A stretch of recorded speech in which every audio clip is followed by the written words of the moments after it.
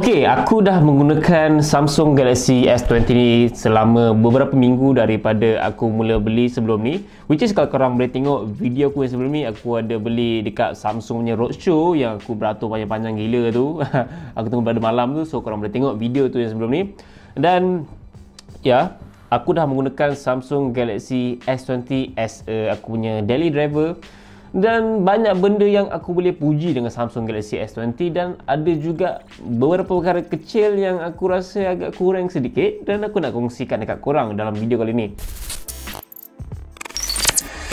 Ya, untuk tahun 2020, Samsung Galaxy S20 series adalah phone Samsung flagship yang aku boleh puji, sebab Samsung aku rasa menerima baik kritikan daripada pengguna-pengguna mereka daripada tahun lepas, which is Samsung Galaxy Note 10 series tu macam satu kegagalan sedikit untuk Samsung punya flagship, memandangkan tak banyak benda yang boleh dipuji untuk Samsung Galaxy Note 10. Kita tahu penghujung tahun 2019 banyak phone yang dah menggunakan refresh rate, even bateri yang lebih besar dan kamera yang lebih bagus, megapixel lebih tinggi apa semua, dan Samsung masih mengekalkan megapixel yang lebih kecil dan tak ada refresh rate untuk Galaxy Note 10 series. But then untuk awal 2020, Samsung Galaxy S20 series ada refresh rate finally, dan dia punya design language memang dah berubah. Aku boleh katakan macam 90% of design language Samsung dah bertukar, dan inilah dia design language Samsung yang terkini untuk phone-phone Samsung sekarang dan untuk phone-phone Samsung ke hadapan nanti, maybe sampai 2021, kita tak tahu, kita just tunggu dan lihat.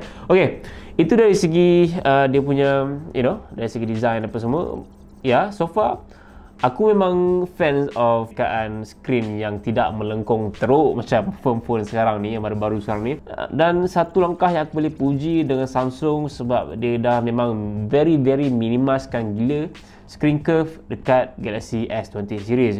Ya, untuk S20 yang aku tengah pegang sekarang ni masih ada curve screen, but dia punya curve screen itu something yang memang aku boleh accept. Aku rasa untuk curve screen yang memang teruk gitu, itu satu masalah yang aku rasa aku susah nak gunakan sebagai daily driver, sebab ya, very fragile.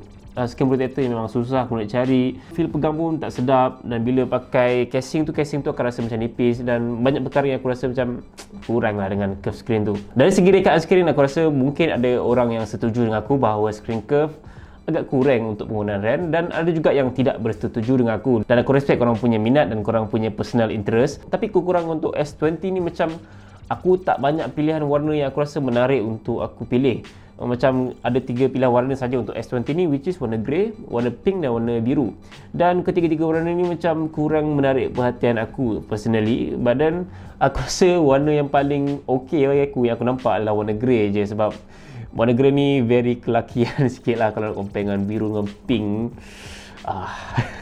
Actually untuk S20 ni menggunakan skrin bersaiz 6.2 inci. Walaupun saiz skrin dia macam 6 inci ke atas, tapi dia still adalah phone compact flagship daripada Samsung, dan dia boleh dikatakan macam pengganti kepada S10e jugalah, sebab Samsung S20 series tak ada S20e, dia hanya ada S20, S20 Plus dan S20 Ultra saja. So ada 3 saja. Bezel yang digunakan pada S20 ni aku boleh katakan sebagai macam very seamless bezel lah, sebab dia dah minimaskan gila bezel yang digunakan pada S20 ni kalau nak compare dengan phone-phone Samsung yang sebelum ni, dan kalau nak compare dengan phone-phone Samsung yang lain yang sekarang ni ada di pasaran. Dan satu lagi benda yang aku memang menerima baik Samsung pada tahun ni adalah kerana dia meletakkan refresh rate sehingga 120Hz.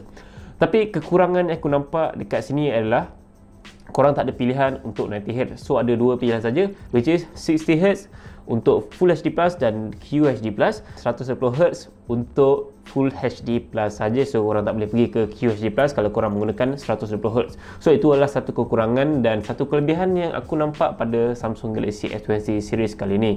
Ya, dia still ada kekurangan dan kelebihan dalam masa yang sama.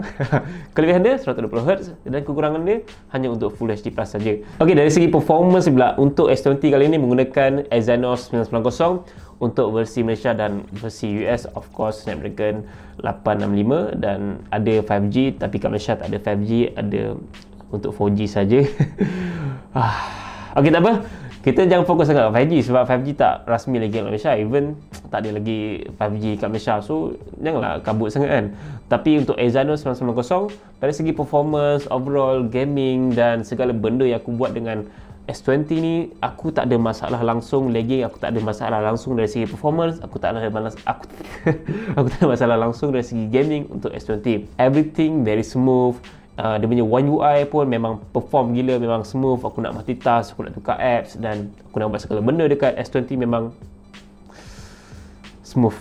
Tapi ada satu benda yang tak ada tapi. Kita move to battery pula. So dari segi battery, dia menggunakan 4000 mAh. Untuk tahun 2020, 4000 mAh tu boleh dikatakan macam minimum untuk flagship lah, lebih kurang macam tu kan. Lagi-lagi dengan 120Hz dan dia macam first 2 to 3 days aku pakai S20 ni dan aku just turn on 60Hz. Aku macam nak mencarut dekat Samsung pun ada, sebab aku punya SOT, screen on time, aku boleh cecah sehingga 5 jam 10 ke 15 minit macam tu. So 5 jam 10 minit, lebih kurang macam tu lah. Aku rasa memang tak puas hati gila dengan bateri 4000 mAh dengan 60Hz sahaja, tapi 5 jam lebih je boleh tahan bateri. Aku rasa macam apa ni Samsung kan. Takkanlah macam ni sekali kau bagi untuk ketahanan bateri dia. Itu pun aku turn on 120Hz. So korang imagine kalau aku turn on 120Hz, maybe akan mencecas sehingga 3-4 jam macam tu je. Itu something yang aku tak puas hati mula-mula. Tapi ada tapi dia. Lepas aku guna after a week dan aku find out yang ketahanan bateri dia better and better and better. So dekat sini korang boleh nampak bahawa korang nak kena gunakan dulu phone ni dalam masa seminggu ke 2 minggu, dan korang akan nampak yang S20 ataupun phone ni dia akan belajar korang punya penggunaan harian, and then baru dia akan optimiskan penggunaan bateri. So that's why bila aku dah guna after a week, aku nampak yang ketahanan bateri untuk S20 ni makin bagus, which is aku boleh cecah dalam 7 jam untuk SOT dia. Ya, dia tak cecah 8 jam, tapi it's a good, better dah 5 jam kan. Mula-mula tu aku rasa macam pahal tu sampai 5 jam 60Hz kan. Then after that okay dah kan. Itu dari segi ketahanan bateri dia. Dan overall untuk S20 ni dia support fast charging sehingga 25W dengan protokol pengecasan USB-BD.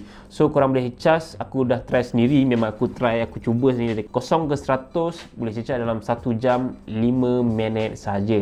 So memang pantas lah kan. Ok, fun fact untuk Samsung Galaxy S20 series ni, dia support eSIM. So kalau korang nak menggunakan eSIM, korang boleh gunakan dekat S20 series, tak kisah S20 ke, S20 Plus ke, S20 Ultra. Tiga-tiga phone ni support eSIM. Ok, kita move kepada fungsi kamera pula. Dan ini adalah something yang aku rasa ramai gila nak tahu. Dan kamera untuk S20 series kali ni adalah big changes daripada phone-phone Samsung flagship sebelum ni lah. So kita tahu yang phone flagship terbaru Samsung iaitu Samsung Galaxy Note 10 series hanya menggunakan maksimum sampai 12 megapixel saja, dan ia something yang ramai peminat-peminat Samsung macam kecewa lah. Kenapa Samsung boleh bagi 64 megapixel, boleh bagi 108 megapixel, boleh bagi 48 megapixel kepada pesaing-pesaing mereka macam Xiaomi dan sebagainya, tapi kenapa diorang tak letakkan pada Galaxy Note 10? Dan itu satu persoalan yang aku pun tanya masa dulu kan. Dan lepas Samsung letakkan kamera 64 megapixel dan 108 megapixel pada S20 series kali ni, so barulah aku faham kenapa. Memang aku nampak permainan Samsung ni dia macam nak blast kau untuk tahun ni kan, maybe.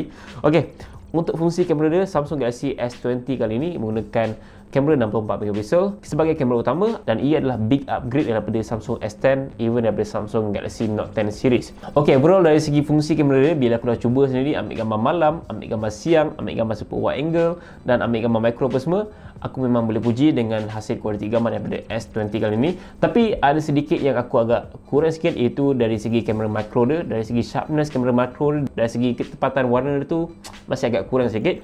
But then untuk gambar biasa dan untuk super wide angle dia memang sangat-sangat padu gila untuk kualiti gambar dia. But then kalau korang tengok betul-betul, dia punya kualiti gambar tu macam agak naikkan sikit lah saturation dia.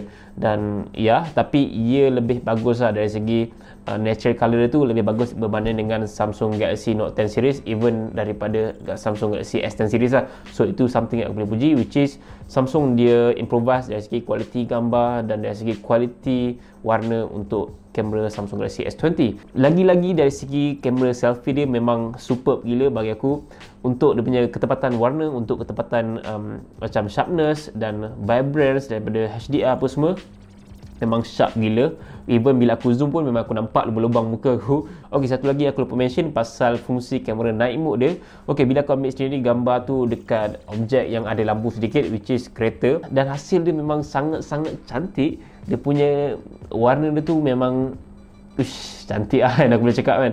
So walaupun dia tak terlalu sharp sangat, tapi untuk night mode dia memang cantik. So that's the words untuk night mode dan kamera Samsung Galaxy S20 kali ni. Yes, aku tahu dalam kepala korang mesti akan cakap macam Samsung Galaxy Ultra dan Samsung Galaxy S20 Plus ni lebih bagus berbanding dengan Samsung Galaxy S20. Yes, aku setuju dengan perkara tu. Tapi aku boleh cakap untuk Samsung Galaxy S20 kali ni dah terlampau cukup bagus untuk sesebuah kamera dan untuk sesebuah phone compact macam ni. So kalau nak compare dengan S20 Plus ataupun S20 Ultra, ya memang diorang tu bagus, tapi aku tak tahu mana keperluan 100 kali zoom untuk S20 Ultra. Aku tak tahu mana keperluannya. So untuk S20 kali ni aku rasa dah cukup bagus untuk sesebuah phone compact daripada Samsung kalau nak compare dengan S20 Plus ataupun S20 Ultra. So kalau korang ada duit lebih, just go on S20 Ultra ataupun S20 Plus. Tapi kalau korang macam bajet takat tu je, S20 adalah phone compact terbaik daripada Samsung yang ada di pasaran sekarang ni. Dan aku rasa itu sahaja pendapat aku mengenai Samsung Galaxy S20 kali ni. Aku sebenarnya tak nak buat review penuh sangat lah mengenai S20 ni. Aku just nak nyatakan pendapat aku secara peribadi mengenai Samsung Galaxy S20. Dan kalau korang macam mengharapkan full ataupun review yang betul-betul deep sangat, sorry, ini bukan in-depth review, tapi ini lebih pada luahan pendapat aku mengenai Samsung Galaxy S20. Dan aku harap korang enjoy dengan video aku dan nyatakan pendapat korang dekat bagi komen mengenai Samsung Galaxy S20. Korang rasa berbala ke tak dengan harga dia 3,600, dan korang rasa bagus ke tak dari segi teknologi yang digunakan pada Samsung Galaxy S20. So guys, aku rasa itu sahaja dari aku, Faizanal, dan harap kita berjumpa lagi lain video.